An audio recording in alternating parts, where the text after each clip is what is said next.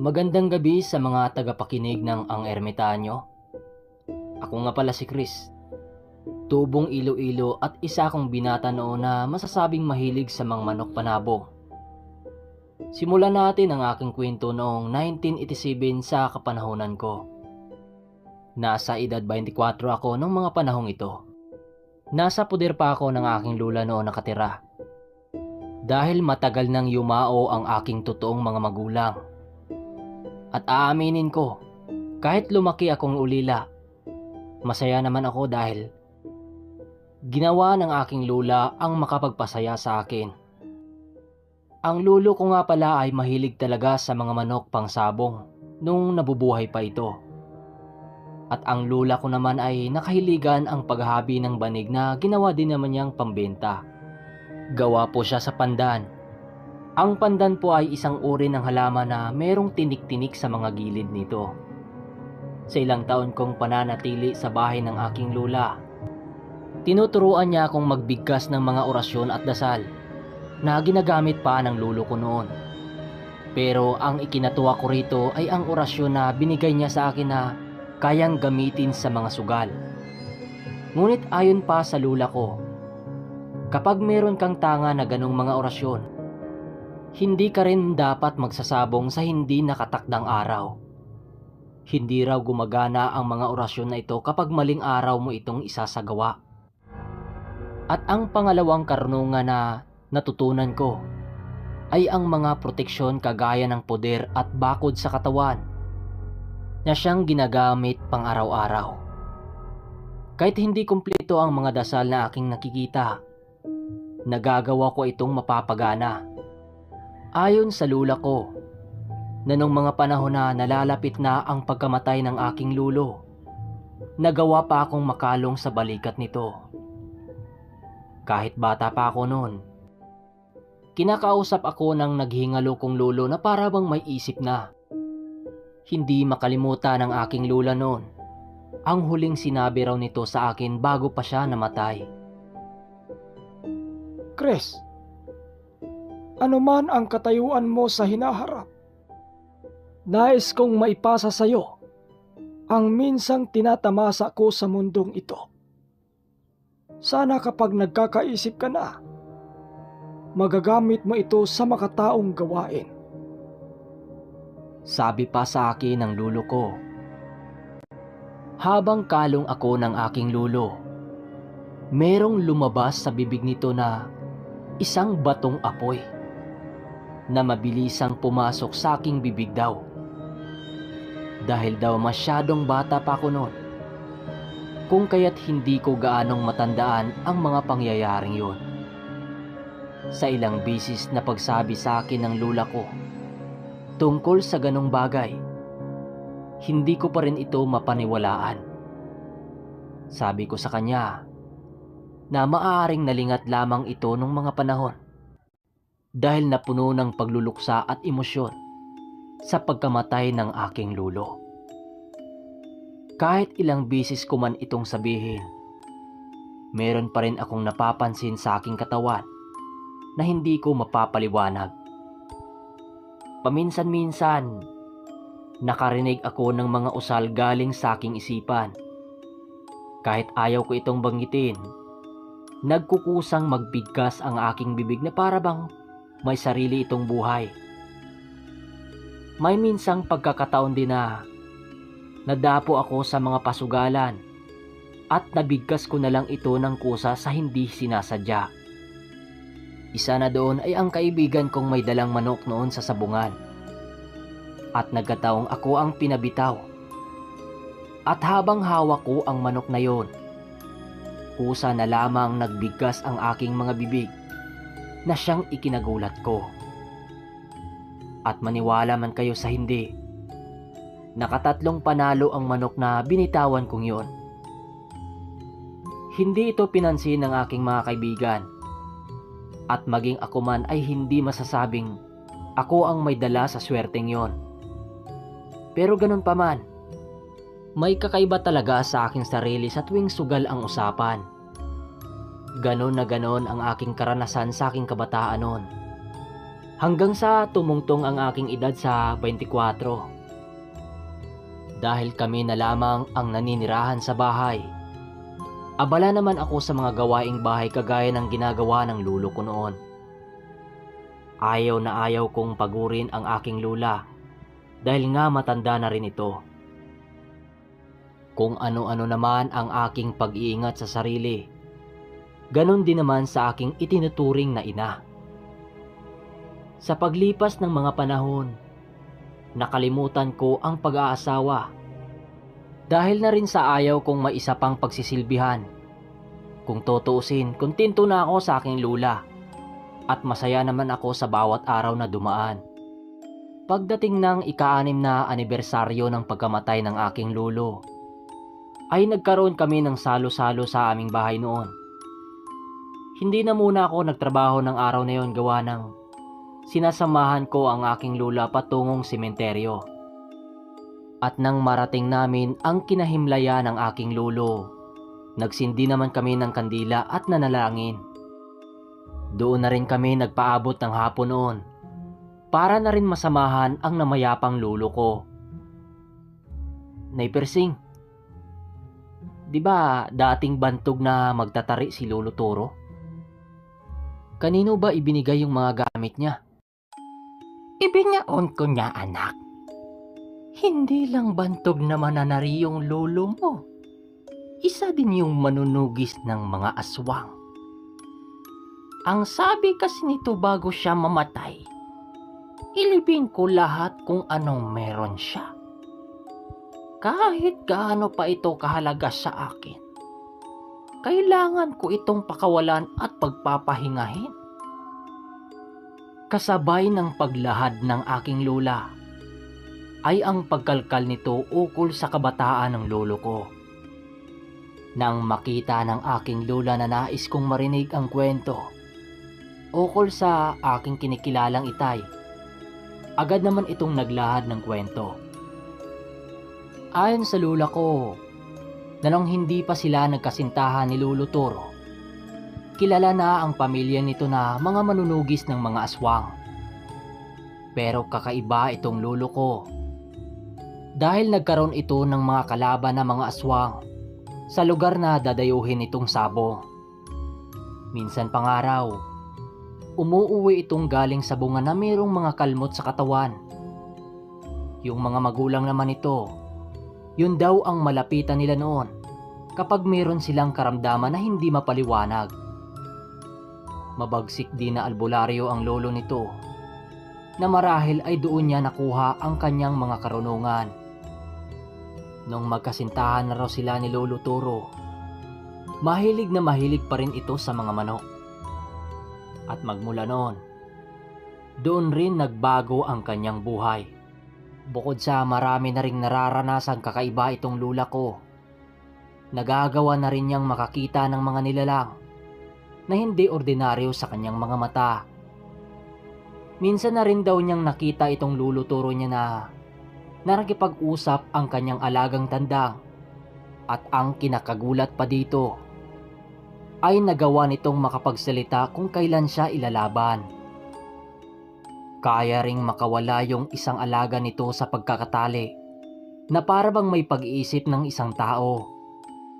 Marami din daw dinala sa kanilang tirahan ang kanyang lolo. May iba't ibang engkanto at elemento.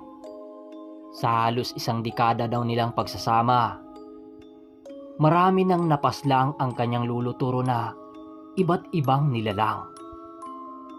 Bawat punta nito sa mga dayuhin niyang sabong sa lugar, pag uwi nito ng hating gabi, meron itong mga sugat at dugo sa katawan.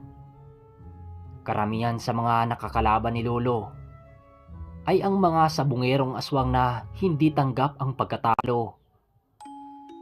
Halos paniwalang paniwala talaga noon ang aking lula ukol sa mga aswang, dahil nagawa siyang dalhan ni Lolo Toro ng isa sa mga ito sa kanilang mismong bakuran noon. Matapos ko yung marinig sa lula ko, kaagad akong nagtanong rito ng, "Nay, totoo din ba ho ang mga mutya?" "Ay sus naman, Chris. Hindi mo ba alam na ang batong apoy na nananahan sa iyong katawan ay isang mutya? Kaya pag-ingatan mo yan, anak. Dahil yan ang alaalang iniwan sa iyo ng iyong lolo. Sagot nito sa akin. Matapos naming mag-usap noon, ay pinili naming lumubog na muna ang araw noon bago kami bumalik sa bahay. Kahit papano ay naging maayos naman ang aming pakiramdam dahil nagawa naming bisitahin si lolo noon. Kinakagabihan ng mismong araw, maaga pa akong natulog noon. Bukod kasi sa may gagawin ako kinaumagahan, maaga rin akong nakaramdam ng pagkaantok. Habang nasa kasagsagan ako ng aking panaginip, bigla na lang akong nagising noon nang makasilay ako ng isang puno na merong nagkalat na mga buto sa paligid nito. Meron din akong nasipat noon na isang usa na pilit nagpupumiglas sa katawan nitong nalalapatan ng puno. Matapos ko yung masipat, agad rin namang naging blanko ang aking panaginip. Kasabay ng panaginip na yon ay ang pagkagising ko ng hating gabi sa hindi mapaliwanag na dahilan. Matapos akong magising sa panaginip na yon, ay hindi na ako muling nakatulog. Pagising ko kinaumagahan, ay tila ba matamlay ang aking katawan. Chris, alis ka ba ngayon? Mukhang puyat na puyat ka. Ano bang ginagawa mo kagabit hindi ka nakatulog ng maayos? Iwan ko ho, Nay. Basta nagising na lang ako ng hating gabi tapos hindi na ako nakatulog muli. Pero okay lang naman ako, Nay. Wala ho kaming trabaho ngayon kaya dalawin ko muna yung mga kaibigan ko. Sige. Basta umuwi ka ng maaga ha. Kung ayaw mong sunduin kita sa mga kaibigan mo. Si Nanay talaga oh. Hindi na ako bata, Nay. Para sunduin niyo ako, uwi din naman ako eh. Matapos nun ay agad na nga akong naglakad patungo sa tambayan ng mga kaibigan ko. Dala-dala ko noon yung isang tandang na alaga ko. Dahil nakatakda na nga itong ilaban ng araw na yon. Pagdating ko sa may tambayan namin ng mga kaibigan ko, nadatnan ko itong hinihintay din pala ako dala yung mga panabong nila. Uy, Chris! Kanina ka pa naming hinihintay ha. Akala ba namin hindi ka na darating? Uwi ka sa akin ng isa kong kaibigan na si Tuper. Medyo natagalan ako pre. Dahil tinutulungan ko si Nanay sa pandan niyang gagawing banig. Teka, saan na ba sila si Rix? Hindi ba sasama sa atin?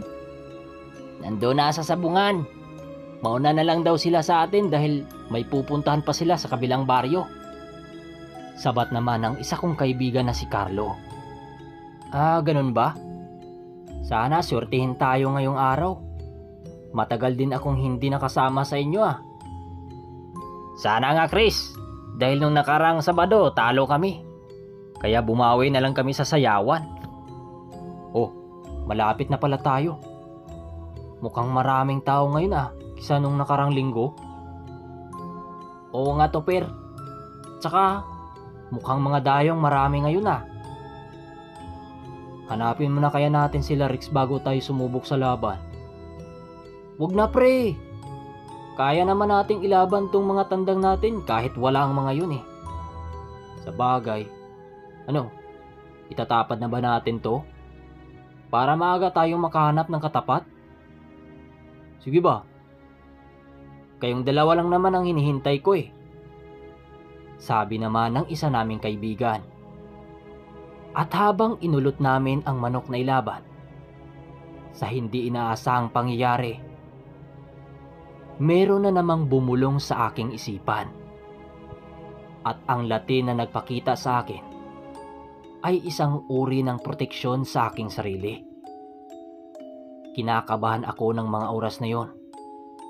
Dahil ayon sa lula ko, kapag nagpakita sa akin ang mga usal na yon, ibig sabihin kailangan ko yung dasalin. Dahil may mga nilalang na panig ng dilim ang nasa paligid ko ng mga oras na yon. Dali-dali ko yung binanggit.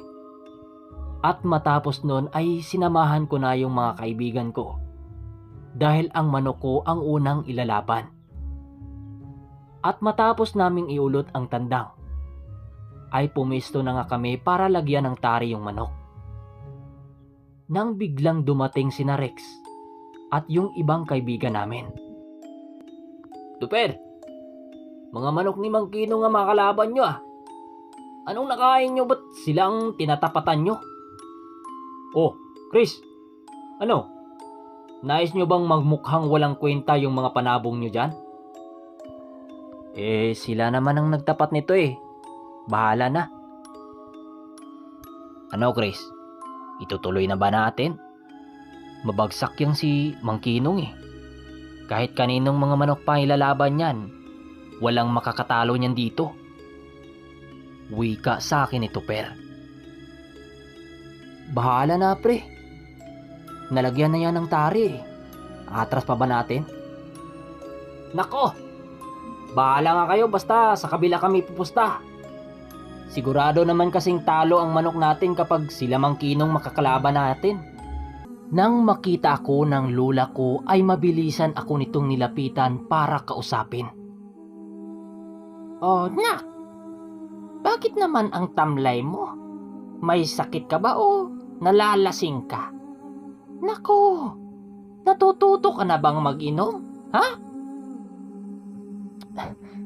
Hindi ah. Hindi ako nag-iinom, Nay. Iwan ko ba ho eh. Hindi ko rin alam ang nararamdaman ko. Pero parang ang sama talaga ng pakiramdam ng katawan ko. Pasensya ka na, Nay ha. Dahil hindi man lang ako nakinig sa'yo kanina. Kasabay ng pagwika ko ay ang pag-alalay nito sa akin papasok sa aming bahay. Pagdating ko nga sa papag ay agad na akong nahiga at nag-umpisa nang matulog. Si Lola na ang gumawa ng paraan para lutuin yung dala kong bihag na halos kalahati na lang ang natira. Ibinibigay ko kasi sa mga kaibigan ko yung kalahati nun para naman may pagkakatuwaan sila. Habang natutulog ako nun, hindi ko maiwasang mapamulat sa aking mga mata dahil paulit-ulit akong nakarinig ng mga kataga sa aking isipan. Kahit anong gawin ko noon, hindi ako nagawa nitong lubayan. Ganon na ganon pa din ang aking nararamdaman kahit sinusubukan na akong gamutin ng mga albularyo. Kung sino-sino na din ang tumawa sa akin ngunit wala daw makita ang mga ito dahil sabog-sabog ang mga lumitaw sa kanilang mga pinagtatawasan. Silang buwan na ganun pa din ang aking sakit. Halos mawala na ako ng pag-asang mabuhay ng normal. Wala naman akong nakaaway nung huli kong pagdayo sa baryo pero pakiramdam ko may kumukulam sa akin. Naawa na rin ako sa lula ko noon dahil sa kabila ng katandaan nito, patuloy pa rin itong naglalako ng mga banig na kanyang mismong gawa. Pagsapit ng buwan noon ng mahal na araw, bigla naman akong nabuhayan ng loob noon nang biglang bumalik ang lakas sa aking katawan. Akala ko nga noon, doon na magtatapos ang aking paghihirap. Subalit hindi pa pala. Dahil lumipas lang ang ilang araw ay halos hindi na ako nakatulog dahil sa paulit-ulit na aking nakikita. Takot na rin ako noong matulog dahil hindi ko na alam kung magagawa ko pa bang magising kinabukasan. Wala naman akong malapitan na albularyo noon dahil inaasahan kong hindi na makakatulong ang mga ito.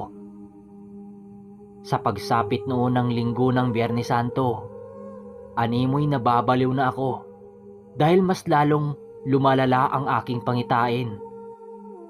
Maaring ang punong palagi kong nakikita noon ay isang uri ng mutya na nakatadhana sa akin. Matapos kong mapagtanto ang mga bagay na yon, ay agad kong kinausap ang aking lula ukol sa punong palagi kong napapanaginipan. Matapos kong sabihin ang lahat ng yon, matapos kong mapagtanto ang mga bagay na yon, ay agad kong kinausap ang aking lula ukol sa punong palagi kong napanaginipan. Matapos kong sabihin ang lahat ng yon, ay agad namang kinuha ni Lula Persing ang isang libretang ibinigay sa kanya ni Lolo Toro noon. "Hawakan mo ito, apo. Ibulong mo dito ang mga nais mong malaman at ako na ang bahalang magsabi sa iyo," sabi sa akin ni Lula Persing noon. At matapos kong marinig ang sinabi nito, ay agad ko namang ginawa ang mga sinabi nito. Lumipas lamang ang ilang sandali ay laking gulat ko na lamang nang marinig kong magkwento ito tungkol sa puno ng durian na palagi kong nakikita sa aking mga panaginip. Sabi sa akin ni Lula Persing na ang sakit na nagpapahirap sa akin ay isa lamang daw na paghahanda ng gabay ng mga mutya ng durian sa aking katawan. Kapag nakaya kong panghawakan ang ganong mutya, ay ibibigay raw ito sa akin. Pero kapag ako naman ay nabigo, ay kamatayan raw ang naghihintay sa akin. Matapos kong malaman ang mga bagay na yon ay ilang ulit namin itong pinag-isipan para paghandaan ang susunod naming hakbang. "Anak, nakadepende sa'yo kung kukunin mo ito. Tandaan mo, ikaw ang magpapasya sa buhay mo. Bahala ka kung gusto mong sumunod sa landas ng iyong lolo. Kahit ano naman ang magiging desisyon mo, masaya pa rin ako sa'yo," sabi sa akin ng lula ko. Matapos malaman ito ang pagpaparamdam sa akin ng gabay ng durian. Matapos kong marinig ang sinabi nito, ay pinili kong huminga ng malalim upang paghandaan ang mga kasagutan. "Nay, gusto kong sumunod sa mga gawain ni Itay. Marahil ay kaya pinili niyang ilipat ito sa akin, ang mga kanyang karunungan dahil alam niyang darating ang araw na ito." Matapos kong makapagsalita ay agad namang ibinalik ng aking lula ang hawak niyang libreta at paglabas nga nito sa silid, agad nitong ipinakita sa akin ang isang makalumang baol. At pagbukas ko nga ng sa baol na yon, ay bumungad sa mga mata ko ang napakakintab na 7 tari sa manok nito noon. Magamat itim ang kulay ng mga taring yon, napakakintab nito. At pagbukas ko nga sa pangalawang telang nakabalot noon, nakita ko ang isang palasot pana na merong nakadugtong na alambring kulay ginto. Yon ang pamamaraan niya para mahuli ang mga aswang, makipagsabayan sa mga sabongero para magmasid sa mga baryong kanyang madadapuan.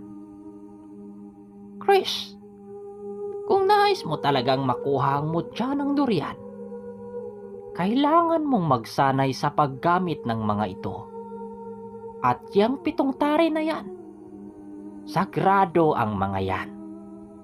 Bawal yang mahawakan ng kung sinong tao dahil napakadelikado ang masugatan nito. At dapat marunong kang gumamit niyan. Ito naman ang pana at palaso. Ito ang iyong maging susi para mapasakamay mo ang ganong mutya at kapangyarihan." Kasabay ng pagwika nito, ay siya namang pagkuha nito dahil na rin sa nais ng lula ko. Habang hindi pa noon sumasapit ang araw ng Biyernes Santo, paulit-ulit ako nung nagsasanay sa pagkakabit ng tari sa mga manok ko noon. At ang una ko nga nasubukan ay ang mga tandang ng lolo ko. Sinusubok ko ito sa mga kababaryo ko at nararamdaman ko ang kakaibang talas ng mga ito. Pero ayon sa lula ko, magamat kaya ko na, hindi ko pa rin kakayanin ang mga alas ng mga makakalaban ko sa mga sabungan. At meron pa akong kakailanganin. Lumipas ang mga araw.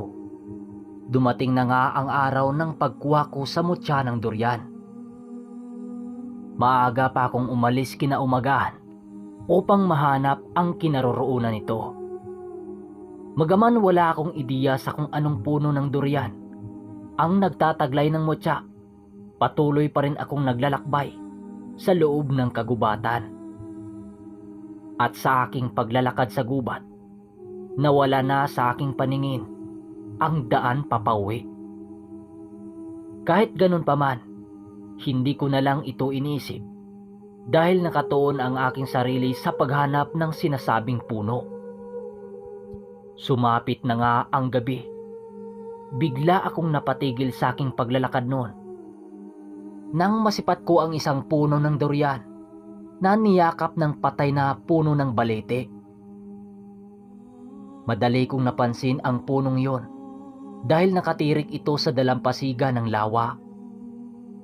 Napakalaki ng punong baliting yon na pinagigitnaan ng puno ng durian. Pero ang labis ko lang na ipinagtataka, yung puno ng balete na halos tuyong-tuyo na, pero hindi pa rin ito nalaglag sa lupa.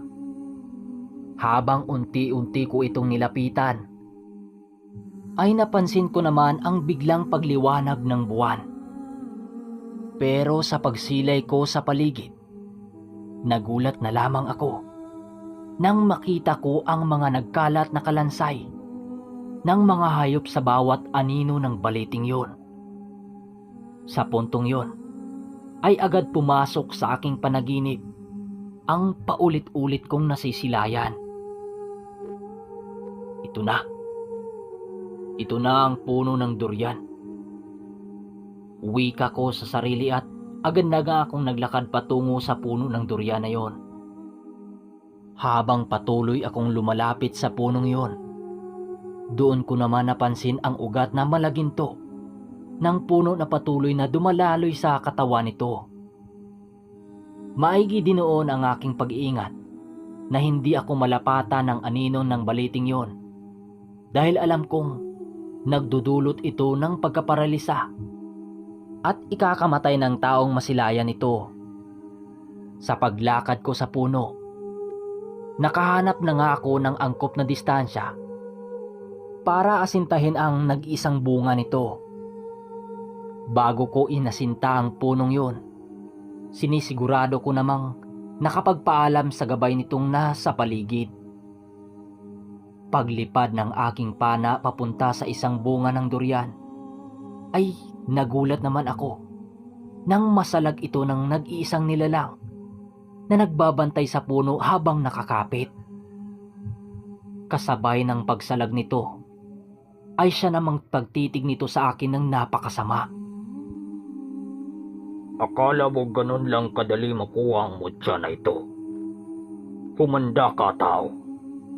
Dahil kailangan mong mapatunayan ang iyong sarili sa akin para mapangalagaan niyo ang mutya ng durian. Sabi sa akin ng isang malaking nilalang. Kasabay ng pagsasalita nito ay ang pagdampot nito ng sungay ng usa at ang dali-dali nitong pagsugod nito sa akin. Habang papalapit ito sa akin, ay laking gulat ko nang may pumasok sa aking isipan na mga Latin na mabilisan kong inusal. Laking gulat ko na lamang nang humandusay ito sa aking mismong harapan na parabang nawala ng lakas. Matapos mangyari ang mga bagay na yon, litong-lito ang aking isipan dahil hindi ako makapaniwala sa mga pangyayari. Akala ko kasi noon, yun na ang katapusan ng buhay ko nang masipat ko ang pagsugod nito. Hayaan niyong ilarawan ko sa inyo ang nilalang na yon. Para itong patay na puno na buwal na nagkaroon ng abilidad na gumalaw. Ang kalahati naman nitong katawan ay hindi ko mapaliwanag dahil yun lang ang una kong pagkakita dito.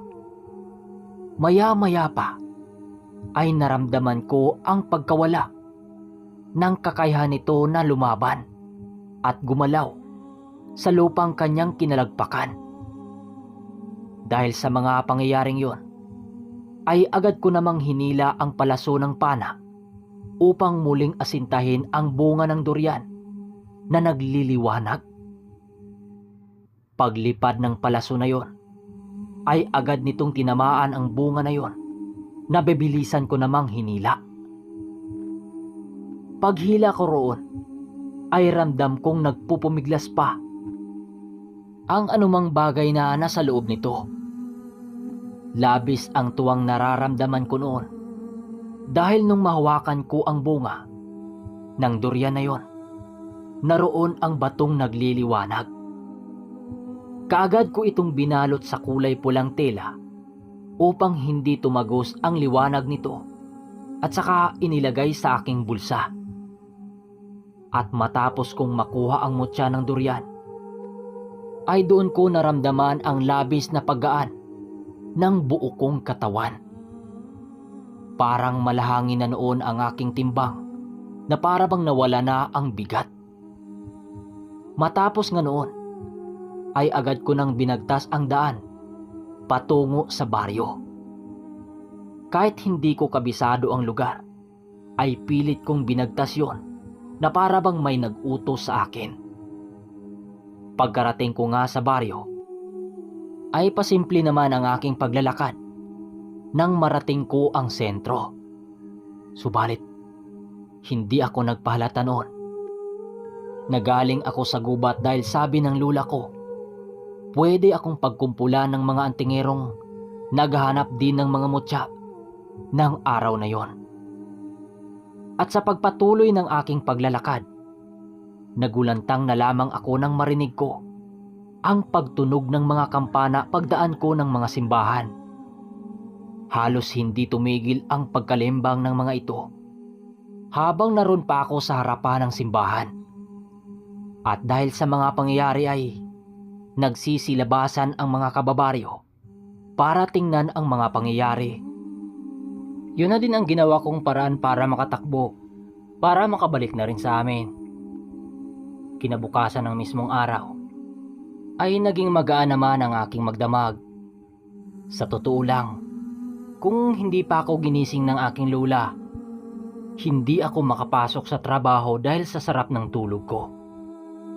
Pagpasok ko nga noon sa trabaho, ay bigla naman akong nagulat dahil nag-iba ang pagtrato sa akin ng aking amo.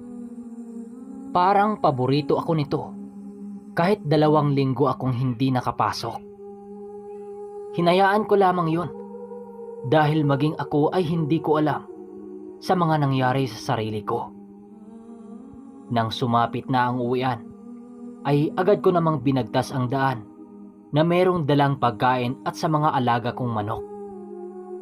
May buhay pa akong manok nung dala na personal na ibinigay sa akin ng aking amo. Ang pinagtatrabuhan ko kasi ay isang manukan ng mga manok pangsabong. Kami ang mintinan sa mga bakod sa hekta-hektaryang lupain. At sa pagdaan ko noon sa baryo, napansin kong hindi na ako tinatahula ng mga aso na para bang biglaan ang pagbait ng mga ito. Kung dati kasi, halos na ingat ako sa pagdaan dahil ang tatapang ng mga yon. Pero ang ikinagulat ko, na nung tumawid na naman ako sa simbahan, narinig kong kumakalimbang na naman ang mga kampana. Kaya dali-dali akong lumayo sa lugar. At natakot na akong dumaan sa mga simbahan dahil ganun palagi ang nangyayari. Sa pagdating ko naman sa aming bahay ay pinili kong maglakad-lakad sa aming baryo para magpahangin matapos alagaan yung mga manok ko. Inisip ko noon kung ano ang tangan na abilidad ng aking mutya. Dahil sa aking pag-iisip noon, hindi ko napansin na tuluyan na pala akong napadpad sa dulong parte ng baryo. Paglingon ko sa bawat paligid ay kaagad namang nakita ko ang kadilimang bumabalot sa paligid. Maya-maya lang ay bigla na naman akong naantala nang makarinig ako ng isang nilalang na bumagsak sa puno habang nagsisigaw at nagmamakawa. Dala ng aking pagtataka, kaagad ko namang hinanap ang kinaroroonan nito. Pero nagtataka ako dahil wala akong nakitang tao o anong hayop sa lugar. Dahil sa hindi ko nga nahanap kung anong bagay ba yon, kaagad naman akong umuwi para matulog na lang. Pero ang hindi ko alam, kinabukasan ng dumayo kami ng sabong, ay ang maglagay sa akin sa digmaan kontra sa mga lahi ng aswang na aming natalo noon. So mga kaermitanyo, parang kahawig ito sa kwento ni Noli Yung bida natin na inabot ng 2 taon. Kaya lang ang konti na lang natin dahil naliw na din sila sa ibang channel na kagaya nito. Pero sige lang, kahit konti na lang tayo, magpapatuloy pa rin tayo. Total, may bago na naman tayong kwento na kagaya doon, di ba? So, ingat na lang mga kaermitanyo at paabang sa part 3 nito. Maraming salamat.